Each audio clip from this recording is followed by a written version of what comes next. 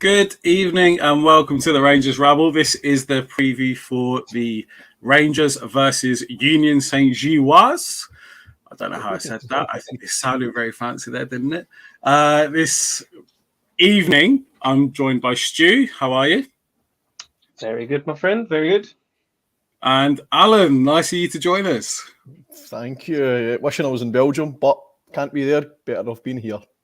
Oh, do you know what? Actually, this is actually really strange because we usually are together on an away day, European away day, and I'm faced with you via the medium of internet. Anyway, Right. So I've got to get through the formalities. Apparently, I'm supposed to tell you to like, subscribe, join, pay, follow, anything on social media. Do it for the Rangers Rabble. I think I said this last time I was hosting as well. Tell one person about us. Just do that, and the world will be a better place. Anyway, right, I'm going to dive straight into it because kickoff is in 45 minutes. I'm really excited. Rangers Tuesdays, Rangers Thursdays, completely different. We're now Champions League. Straight into the starting lineup. McLaughlin, Tavernier, Goldson, Sands, Barisic, Lundstrom, Kamara, Jack, Tillman, Matondo, and Kosak. Stewart, what do you think? Pretty much what I thought, to be honest. I didn't think we would play with... I thought it'd be Lawrence over Tillman, but I did think we'd go with that midfield three of Jack, Lundstrom and Kamara, just for the away leg, if not anything. Gio's going to make sure that we get back to Ibrox with, hopefully the tie in our hands, but certainly not out of it. But yeah, just excited to see Tillman start, and obviously the bench is looking quite strong now as well. Alan, any surprises for you? Nah, not really. We obviously knew that Ryan Kent wasn't going to be playing. That's probably the strongest 11 that I would expect, to be honest with you. I'm quite happy to see Sands starting at centre back. I think he's done pretty decently in the pre-season. He seemed pretty composed when he came on at Livingston. So he deserves his chance. Well, let's see how he does. That's interesting. So it's a shame that Ryan Kent hasn't made the trip. Are we going to expect a really narrow Rangers team, Alan? I think Matondo is going to give us that bit of width. So I wouldn't expect it too much. A bit like Stu, I was expecting Lawrence to play there beside him though, because we saw what the two of them can do. They can pair up together in pre-season. Hopefully Tillman will be able to do the same with them. But I wouldn't expect us to be too narrow. I think with Tav as well, Barisic as well getting down on the left-hand side. So I don't think it'll be narrow at all. I think, much like Sunday, I expect to come up against a team that maybe won't camp in against us like Livingston did. But when they're out of possession, I expect them to sort of cram their area and try and shut us out. So I'd expect the ball to be getting peppered into the box and through the wide areas. So I think it's going to be quite a wide team, which means it won't be. Yeah, thanks for that, Alan. Stu, we always expect Rangers to be on the front foot no matter who we're playing. And I think that's just the expectation of following Rangers and being Rangers supporters. Do you expect anything different tonight? It's tough to say, isn't it? It depends how the nerves are kicking in. It's an away day. Obviously, it's not at their home ground, but you'd imagine they'll have the majority of the support there. But I think as long as we start strongly, I think we'll be fine. I think we'll see a lot of the ball, but it's just about being composed in the right moments, not giving away anything silly, no defence lapses and things like that. And I think we should be fine. But any team that's here is going to be a challenge for us. But I can't see anything other than a draw. But I'd like to see us go out and actually be quite comfortable tonight. So you make a really good point that it's not actually at their home ground. And I'll hold my hands up, and I don't really have much experience in terms of the atmosphere that they usually create. But having been in this round, similar round this time last season, we saw the impact that, Malmo had. Is this going to work in our favour, Alan? It should. Our players will be used to going and playing in sort of difficult atmospheres where the majority of the crowd's against you. Remember, we only need to cast our minds back to Belgrade, for example, where we really saw that. I wouldn't say we saw it too much in Leipzig. So a lot of the players that were there last season, they'll be used to that. They'll be used to crowds getting on their back, even in Scotland. Going to places like Easter Road, Tynecastle, Fir Park, where they are hated because they play for Rangers. So if it is that sort of pent up atmosphere, I don't think it's going to hinder us. Hopefully we can steer into it. We seem to be a different animal in Europe under Gio. So. I'm pretty confident that the crowd's not going to have a negative impact on the Rangers team. Stu, do you expect a bit of a nervy, slow start, or do you reckon we'll come out on the front foot? I hope we'll come out on the front foot. If it's anything like Livingston, it'd be a bit of a worry because that was very slow. I don't think it's going to be that fast of a start, to be honest, because I think we're going to feel our way into the match.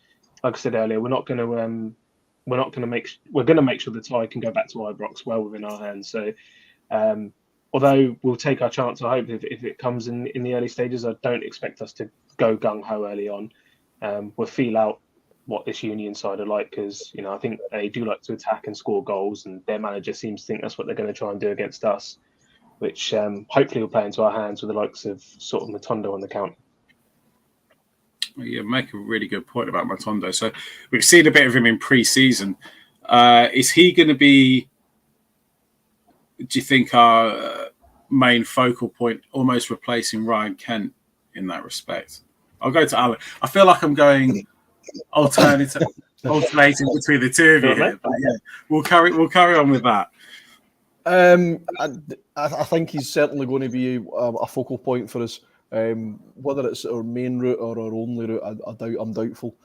We'll try different things. We'll go through the middle. We'll get the ball to Tillman as well. We'll see Tav coming forward. We'll see Barisic coming forward.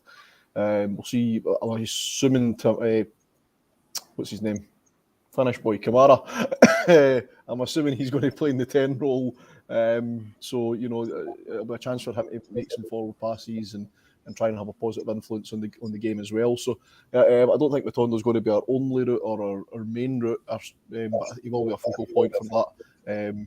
And I think if they've done their homework, again, it's difficult because it's only pre-season games to judge somebody like Matondo because we've not seen him in a competitive game yet. But if they've done their homework, they're probably going to watch him quite closely and certainly have a player, one of their defenders, quite tight on him because that's exactly how I would set up against them. Do you know what? I'm actually going to come back to you on this because you mentioned Matondo and obviously you've done homework. So he was on loan at, was it Cercle Bruges last season? So he would be familiar. Yeah, see, Stu's nodding, you're not. He will be familiar with the Belgian league. So perhaps it's actually a good thing that he's given the opportunity to come against a little bit of familiarity. He'd probably be quite happy with the draw. He'll have a rough idea of what to expect, which a lot of our players won't. They're a team that, they're not one of the popular names of Belgian football. Oh, there's money, but they're not one of the popular names of Belgian football. So there is a bit of an unknown there. So to have somebody with that little bit of inside knowledge will probably be beneficial. He'll be more comfortable. It'll be beneficial. You can probably assume that the coaching staff have asked Matondo how he did play, how teams did play against them and how teams play in Belgium. So they'll have tapped into that as well. So yeah, I think he should be comfortable tonight. He should be in familiar settings in a familiar place. I'm expecting a big performance from him for a number of reasons. Yeah. And do you know what? Just looking at the bench, before I go through the bench, there is also a familiar Belgian name on there, who's obviously not actually Belgian, but fashion junior Sakala, who he signed from the Belgian team. He must be thinking a pretty similar thing as well. Stu, going back to you now. Yeah. It seems to be, well, just judging from the two guys we've got, it seems to be a lot of pace in that league. I'm not sure what the rest of it's like, but definitely the ones we've picked up sort of got plenty to burn, haven't they? It's going to be good option from the bench. I don't know. I know Yilmaz is on the bench for us. I don't know if we'll see him unless we're struggling and Barisic starts feeling a tight leg or something. So I imagine the likelihood of I think is it 5 subs in Europe now as well. Pretty sure we got. Yeah, we can use 5. So maybe we'll see him. But yeah, I wouldn't be surprised to see Fashion, Lawrence, Arfield, all these guys. I think we'll be using at some point.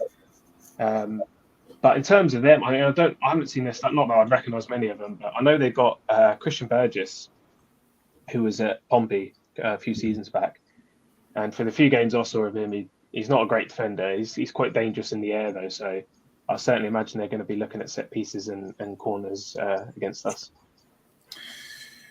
Yeah, I can imagine. Actually, that's a really good point, because I think it's really hard for us to judge. I mean, excuse the ignorance, so to speak, but I'm guessing neither of us actually watch Belgian football that much. But what we do know about Union is they pretty much romped the Belgian league in the ordinary time, but they got stumped at the end of the championship level. So we were very much aware of their quality and the dangers that they represent. We're also aware that they lost a few key players in the summer. So that works you'd think it would work in our favour as well, bearing in mind the continuity that we've had.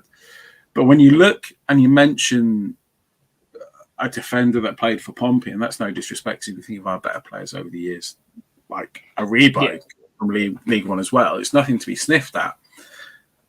Is that a barometer of the kind of team that we're playing, Stuart? Is that the level, or are we being ignorant to that?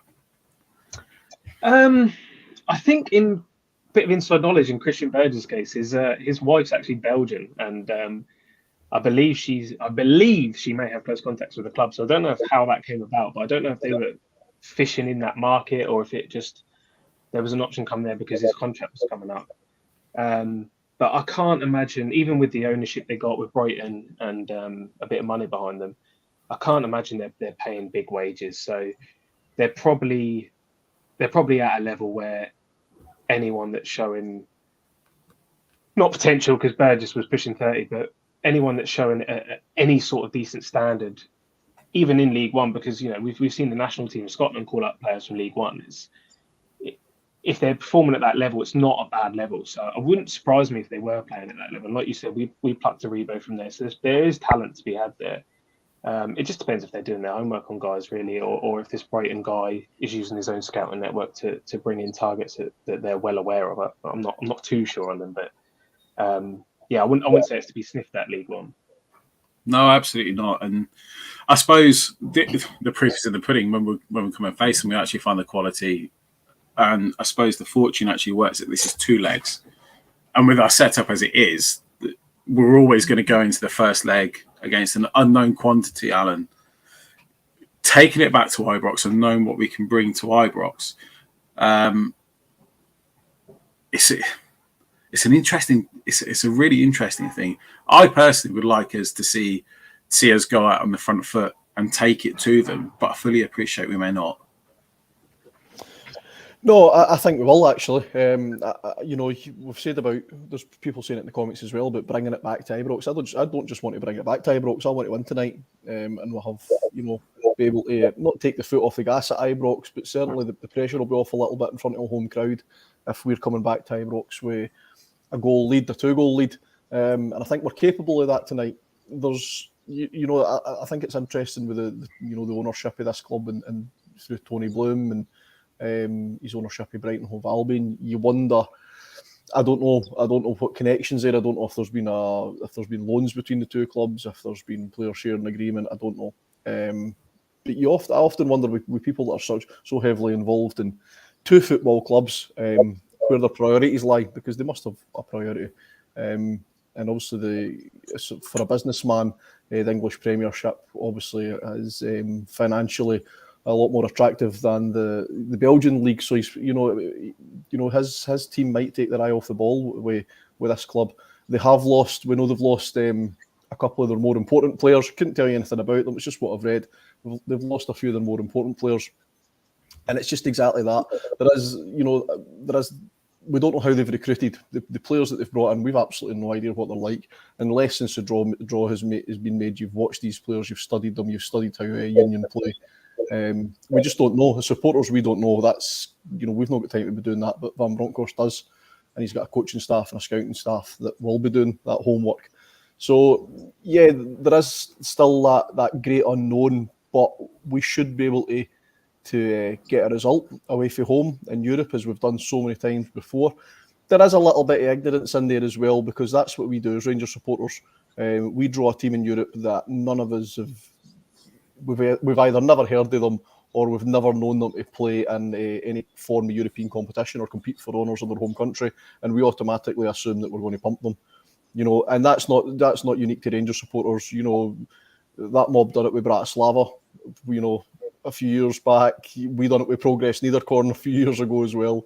We get these teams and we go, "Well, this is going to be a breeze. We're going to win these games 4 or 5-0 and cruise into the next round." So we are a little bit ignorant, arrogant when it comes to that type of thing. Scottish football. That's just the nature of football, though, isn't it? It's that's not unique to Rangers and Celtic and Scottish football. You see that all over the place. But we should be more than capable with the quality that we've got in our team. The fact that we know we're a different animal in Europe under Van Bronckhorst, particularly away from home, we should be able to get at least a 1-0. I'm looking for a 2-goal lead going back to Ibrox tonight. That would be absolutely delicious. Certainly relish that and celebrate that. Interesting, you mentioned Tony Bloom. Viewers may not know, but I lived in Brighton for 6 years and I watched Brighton for a long period of time, and I can assure you Tony Bloom's priorities lie solely with Brighton, and I think it showed because I think Brighton signed their striker that they've just taken, Tondos, and loaned him back, and then they've got him back. Didn't leave him there. He's going into the Brighton first team, and that's a threat that is now no longer to us. But that's interesting. Anyway, get your comments in. I am reading them. I haven't put many up, but I am about to very shortly, thanks to Gaz1983, who raises a really interesting comment. Going back to the first team, put that up there. I think McGregor should have been in goals. Stu, how do you react to that one? Not for me. I think the only argument I'd have for McGregor at this stage is if we were playing a PSV or a Monaco. I think he's still a top quality shot stopper, and he always will be, and he's much better at McLaughlin than that. But I think in a game where we may need to start counter attacks quickly and catch them out of position, McLaughlin's perfect because he can use the ball at his feet, as we've said so many times. That's why he gets the nod for me. I don't think he's not a poor keeper, so it's not a case of you're losing a massive aspect of the game when you take McGregor out. But yeah, I think McGregor's a solid backup for us to have at this point. But I think Van Bronckhorst has shown he's sort of now his flag to the mast in terms of the first 2 games, and for me, that's him saying that McLaughlin's the number 1. Yeah, Alan. Yeah, I agree with that. All pre-season, in fact, probably since McGregor signed his contract extension, we've been debating about who's going to be the first choice. Will it be McGregor? Will it be McLaughlin? The merits of both, the withdrawals of both as well. And we say not collectively as all of us, but the vast majority of Rangers supporters says whoever starts against Livingston, that's going to be our number 1 for the season. McLaughlin started. Now the debate's changed. Should it be McGregor? We're never going to answer it. We're never going to satisfy everybody here. But I think it's McLaughlin's jersey by the looks of it. I'd be very surprised if McLaughlin didn't start again on Saturday and then again in the second leg. It's his to lose. I'm not saying that he's going to be the number 1 all season. If he has a run of horrendous performances, makes some, really bad errors, we've got a deputy there and he is the deputy now, who we know is more than capable of coming in and being a top goalkeeper. GB saying it in the comments, McGregor will play in the cups. I think he will as well. I think that's what he's going to do. But McLaughlin will know he's got to be top quality. He can't afford to go out and make mistakes. I think, personally think he wasn't the only one, but he did have a part to play in the goal on Saturday, along with a couple of others. And he'll have went back and watched that, and he'll realise that another couple of them, and he's going to find himself sitting on the bench again, and McGregor's going to be in between these sticks. So expect McLaughlin to work hard because he has to work hard. I think that's a very good way of putting it. There's another comment here that I just can't find. Basically, say we miss Morelos. We'll miss Morelos in these kind of games. I think that goes without saying. You're always going to miss your better players, but Kosak, it's a big game for him tonight, isn't it? Who wants to take that one? I'll jump in if you want. Yeah, I think so. I think I didn't think he actually had that much service against Livingston. Even when we were sort of peppering their goal, it was the one time it came anywhere near him. He stuck it in the back of the net, and it should have been in, should have been allowed. I think he's going to be a bit of a confidence player, a bit like Morelos. I think if his tail's up and he's fancying it, I think he's going to be a big danger in any game we play him in. He's proven that he can finish. He's good at hassling defenders. So I actually think this is a perfect game to have in Europe against not a top tier side, but a side that we know is going to be a decent side. I think as much as we would miss Morelos in any game, I'm pretty happy that Kosak is the replacement. Alan? Yeah, I mean, for what I've seen of Kosak, I'm quite liking him. Sorry, what? Wait, Kosak? Have I been saying it wrong? Yes, you said Kosak. I said Kosak. Right. Yes, you've been saying it. Yes, you've been saying it all along. We've tried correcting you several. We've tried correcting you several times, but make the host look stupid. Right, carry on. Yeah, I quite like him. I know he's not got that. He never got his competitive goal on Saturday, although he should have. But I think that'll come. I think he looks like the type of player that we're going to need at centre forward. He looks a big, strong, physical lad. I think he'll get goals. It was difficult on Saturday at times as well, because it was difficult to get service to him because of the way Livingston played. Games like this, as I said earlier on, I think when Union are in possession, they're going to open up. They're going to spread across the pitch and try and make room for themselves and catch us on the break. I fully expect them, when they lose possession, to try and camp in a little bit and make life difficult for us. So if we can get the ball to Kosak on the break and transition it quickly up the park to him, a counter attack, there's every chance that he's going to get a goal tonight. I wouldn't be surprised if he got his goal tonight. And then again, I think he'll get goals, plenty of goals at Ibrox. Away from home, it's going to be a little bit more difficult for him, but it's always difficult for us away from home in domestic games. So, that's absolutely fine. Morelos, yeah, we know we miss Morelos in these big games. He loves playing in Europe. He loves playing in Europe for a reason. Gerard told us a couple of seasons ago, he loves playing in Europe because he knows who's watching the games. He obviously wants to be in the Colombian national team, and it's playing in Europe and performing well in Europe that's going to get him there. It's not performing well against teams like Ross County that's going to get him there. So yeah, we'll miss Morelos. Morelos will miss not being able to feature tonight, but hopefully we'll see him soon, and we'll have him for another successful European run this season. And don't make any mistake about it. I've said it 1,000 times, and I'll keep saying it 1,000 times. I fully believe Morelos would have been the difference in that game that we've all tried not to talk about because it still hurts. Hurts too much. And on that note, I'm going to remind everyone to like, subscribe, tell everyone about it. Please join the rabble. You can contribute if you so wish. It keeps Martin in vapes and all such like. Doesn't really, it all goes towards the rabble. Keep us going. Interesting talk about Kosak. Say it right? Did I say it right? Kosak. Right. Interesting to talk about Kosak and the lack of service, because I think that was extremely noticeable and completely unavoidable to see. Tillman comes in. Tillman made a huge difference when he was introduced to the game on Saturday. What do we expect from him, Alan? I expect him to be a big performer now. I think he's going to play with his back to the game a little bit.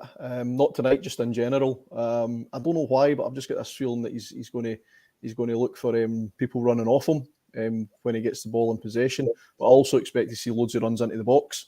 He seems a big, powerful, imposing laddie. That's boy for us Scottish folk.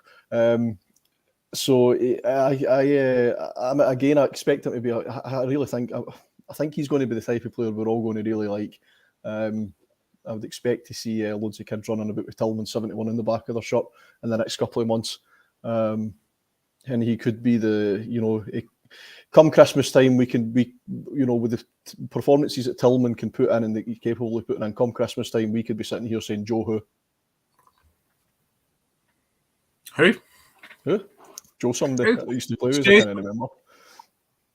No, I completely agree. We've had a small sample size so far, but he looks really tidy. He has that physique as well, and that's, you can't sort of teach physique. Say that about Bassi, said that about Rebo. That's sort of just something natural that they have. And guys that are that big that can play football are just they're a bit more common these days, but they're quite a rare breed. Just really tidy on the ball, great awareness. He doesn't lose the ball easy because of his size, because of his strength, and just that ability to go beyond as well. He had a couple of times where he should have scored himself. He had another chance on the volley, I think, from Tav's ball. But yeah, we're just someone that will break the lines, or the other option of him is that you can play him further deeper into the middle. He can play all over that midfield. So I'm really, really excited to see him tonight. Really excited. Good. There's just a couple more bits that I want to touch on. I'm very much aware that we're now 20 minutes away from kickoff. I myself want to get myself a beer, sit down, get the TV sorted and all that jazz. I'm sure everyone else will too, so I'll not keep you too long. I just wanted to touch on the bench as well. So we've got McGregor, McCrory, obviously 2 goalkeepers. Interesting, it's Ridvan, not Yilmaz. Davies. King, Devine, Davis, Lawrence, Arfield, Wright, and Fashion Junior. Is that a strong bench, Alan? Is that I'm not. I think it's the strongest we've got available. I think. I think it's always good to see some of the younger players getting onto the bench in these types of games. Not just because it's good exposure for them and it gets them in and around the first team, but because it lets them know and it lets us know that the manager's got faith in them. Devine wouldn't be on the bench if Van Bronckhorst didn't think he could trust him if he needed to. If Tav picks up an injury, don't make any mistake. He's not just there to because it's good exposure for him. It is though, but he's not just there for that. Lawrence, I think, will come on at some point. Could be a game changer if we need a game changer. Sakala, we know all about Sakala's pace. He's not the greatest player in the world, but we know all about his pace, and we know that he's one thing Fashion Sakala's no shy is to take a player on. Doesn't he always beat him? In fact, I would hate to see his numbers for last season, but he's no fear to take a player on and try and beat somebody and try and make something happen. So we've got that there as well. Scott Wright. It's a discussion that we'll all have 100 times about whether or not Scott Wright's good enough. I want to like Scott Wright. I think he's a likeable person. I think he's a decent player. I think we saw that at the tail end of last season as well. That he can perform occasionally, but he's going to have to start performing more regularly if he wants to stay at Rangers.